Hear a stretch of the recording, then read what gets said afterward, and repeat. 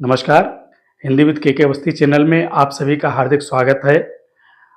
अगर आपको हमारे वीडियो अच्छे लग रहे हैं, हमारे द्वारा दी गई जानकारी आपको अपने जीवन के लिए उपयोगी लग रही है, अपनी प्रतियोगी परीक्षाओं के लिए अच्छी लग रही है, तो निश्चित ही हमारे चैनल को सब्सक्राइब करें, लाइक करें, कमेंट करें, जिससे कि नए वीडियो आप तक पहुंचते रहें।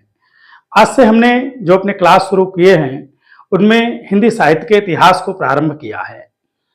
वैसे तो हमारा छंदों का क्रम चल रहा था, लेकिन चूंकि अभी कोई बड़ी प्रतियोगी परीक्षा जिसमें हिंदी विशेष रूप से पूछी जाती है, ऐसी कोई परीक्षा नजदीक नहीं है और हाई स्कूल इंटर की बोर्ड परीक्षाएं बहुत ही नजदीक हैं। जो बच्चे हाई स्कूल और इंटर की परीक्षाएं देने जा रहे हैं, उनको पता है कि उसमें हिंदी साहित्य से संबंधित प्रश्न जरूर पूछे जाते हैं। इंटर की परीक्षा में 10 नंबर का इतिहास गद्य साहित्य के इतिहास से और पद्य साहित्य के इतिहास से अवश्य ही पूछा जाता है।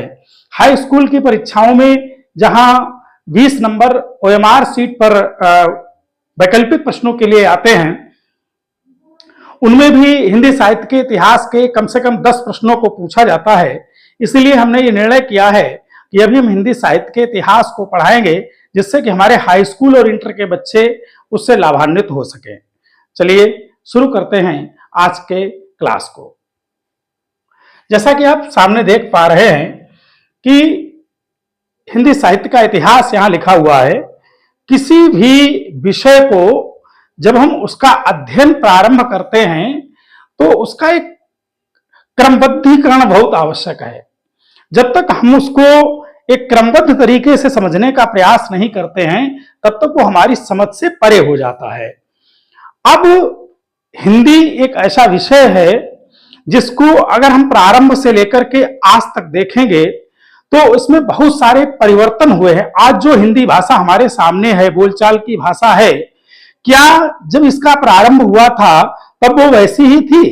कदापि नहीं। पता नहीं कितने सारे परिवर्तन होते होते, जैसे नदी की धारा प्रवाहित होती है और प्रवाहित होते होते उसमें तमाम कहीं गति अवरोध होते हैं, कहीं उसकी गति तीव्र होती है, कहीं तीव्र मोड़ें आती हैं और वो हिमालय से लेकर के और बंगाल की खाड़ी तक न जाने कितनी समस्याओं से ग्रसित होकर के वहां तक पहुंचती है। वैसे ही आज जो हिंदी हमारे सामने है वो भी एक अविरल धारा की तरह बहती हुई बहुत रूपों से बदल करके आज हमारे सामने आई है। तो इतिहास को जब हम पढ़ेंगे तो प्रारंभ से लेकर के आज तक कहां कहां कैसे कैसे परिवर्तन हुए हैं, उन सबका क्रमबद्ध अध्ययन करने के लिए पूरे हिंदी साहित्य को विद्वानों ने 2 भागों में बांटा है। एक पद्य साहित्य के इतिहास के रूप में और एक गद्य साहित्य के इतिहास के रूप में। जब हम अलग अलग अध्ययन करेंगे तभी हम सम्यक रूप से इसका विवेचन कर पाएंगे। आज की क्लास में केवल काल विभाजन पर चर्चा करेंगे और उसके बाद में एक एक काल को लेकर के, एक एक कालखंड को लेकर के हम चर्चा करते जाएंगे आगे के क्लास में। तो चलिए सबसे पहले हम आज काल विभाजन को ही देखते हैं। जैसा कि आप सामने देख पा रहे हैं कि हिंदी साहित्य का इतिहास 2 रूपों में आपको प्राप्त होता है। एक तो पद्य साहित्य का इतिहास और एक गद्य साहित्य का इतिहास। पद्य साहित्य के इतिहास में जो कविताओं का, पद्य का साहित्य है उसका विवेचन होगा और जो गद्य साहित्य का इतिहास है उसमें गद्य की रचनाओं और गद्य में जो रचनाएं हमारे सामने आई हैं, कौन कौन से लेखक रहे हैं, उनका सबका विवेचन होगा। तो सबसे पहले पद्य साहित्य का काल विभाजन देखते हैं। इसके नामकरण अलग अलग किए गए हैं। पद्य साहित्य के इतिहास को भी मुख्य रूप से 4 भागों में बांटा गया है। पहला काल जो है वो आदि काल है। अब यहां देखिए, वैसे तो कालों के विभाजन और उनके समय को लेकर के विद्वानों के बहुत सारे मत हैं। अगर हम बहुत विस्तार से चर्चा करेंगे तो ये क्लास फिर हाई स्कूल इंटर लेवल का न होकर के फिर टीजीटी और पीजीटी लेवल का हो जाएगा। लेकिन अगर उस स्तर से समझने का प्रयास करेंगे तो हमारे जो हाई स्कूल और इंटर के बच्चे हैं फिर वो उस ज्ञान से वंचित रह जाएंगे।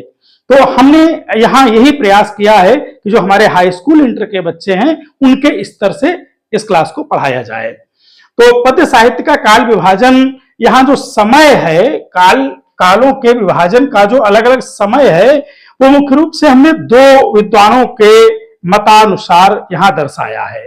एक हिंदी के सबसे बड़े समालोचक हुए हैं आचार्य रामचंद्र शुक्ल, इनके आगे आचार्य शब्द जरूर लगना चाहिए, आचार्य रामचंद्र शुक्ल। और दूसरे हुए हैं महापंडित राहुल सांकृत्यायन। इन दोनों लोगों के समय को लेकर के मत अलग अलग हैं, इसलिए हमने दोनों को यहां लिखा हुआ है। इनका संवत है और इनका सन से है। हालांकि संवत और सन में कोई विशेष कितना अंतर होता है इसको समझ लेते हैं। देखिए 57 वर्ष का अंतर होता है। कितने वर्ष का अंतर होता है? 57 वर्ष। माने संवत जो है वो 57 वर्ष बड़ा है सन से संवत 57 वर्ष बड़ा है। चलिए इसको प्रैक्टिकल करके देख लेते हैं। इस समय 2081 संवत है 2081 और सन है 2024, ये सन है।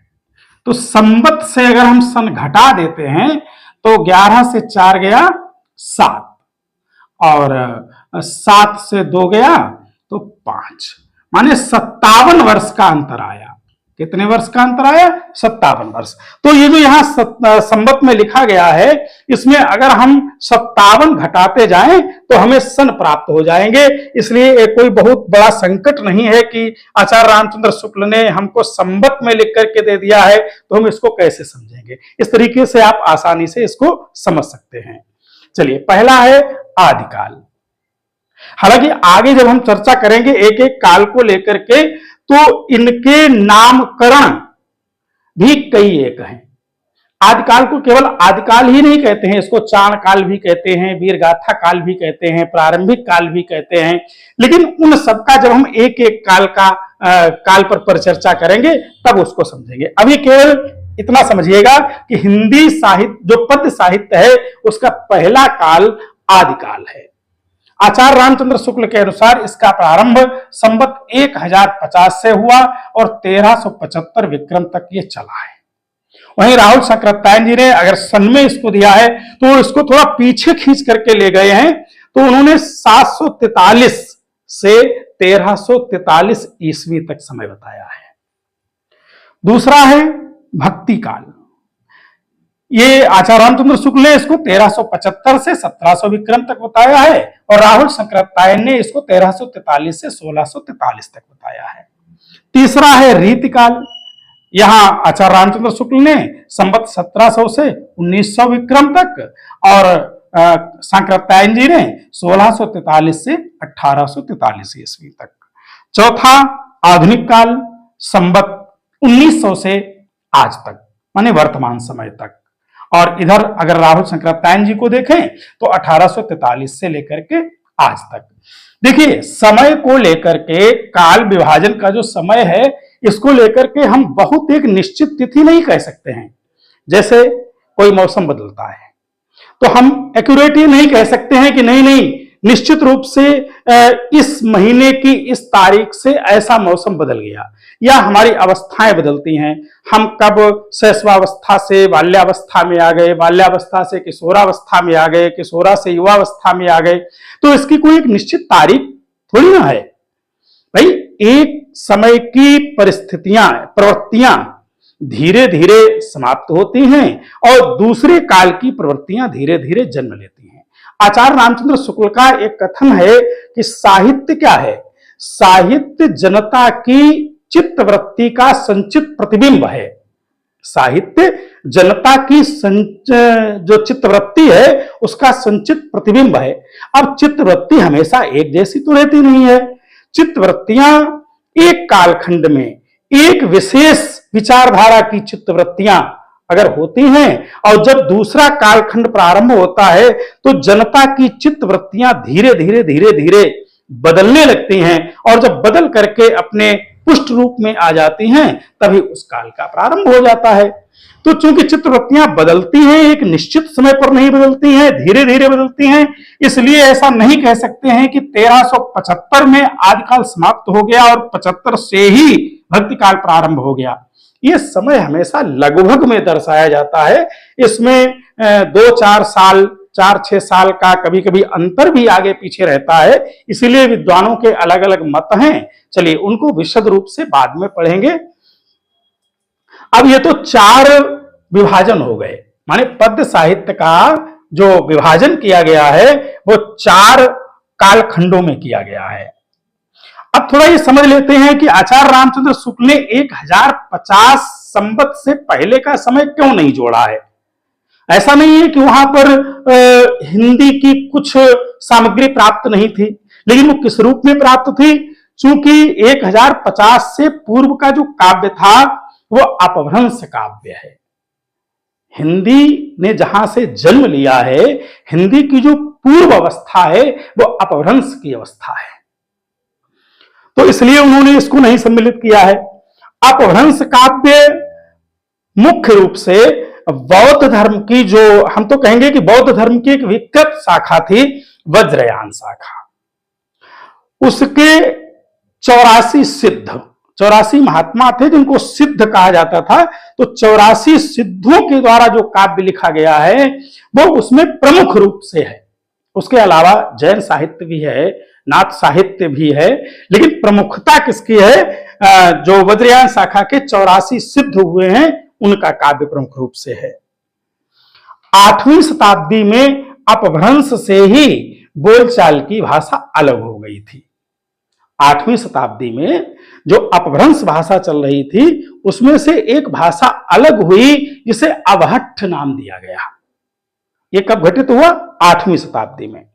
और हिंदी के एक बड़े परम विद्वान हुए हैं चंद्रधर शर्मा गुलेरी जी, उन्होंने उसी अवहट्ठ को पुरानी हिंदी कहा है। इससे आभास होता है कि 1050 से पहले से ही हिंदी का जन्म हुआ था, और इसीलिए राहुल शंकराचार्य जी ने इस समय को खींच करके थोड़ा पीछे ले गए हैं, 743 तक ले गए हैं। तो अगली वीडियो में हम जो आदि काल का सबसे पहले उसका विवेचन करेंगे, उसको पढ़ेंगे, समझेंगे, तो उसमें इसी कालखंड से 743 से लेकर के 1343 तक का जो समय है, इसमें कौन कौन कवि हुए हैं, उनकी कौन कौन रचनाएं रही हैं, क्या उस कालखंड की प्रवृत्तियां रही हैं, इसको हम अगले वीडियो में समझने का प्रयास करेंगे। चलिए, अगर आप इसका स्क्रीनशॉट लेना चाहते हैं तो ले लीजिएगा। अगर किसी प्रकार की कोई समस्या आती है समझने में तो आप हमें कमेंट करके बताएं, हम आपकी समस्या हल करेंगे। इसी के साथ बहुत बहुत नमस्कार, धन्यवाद।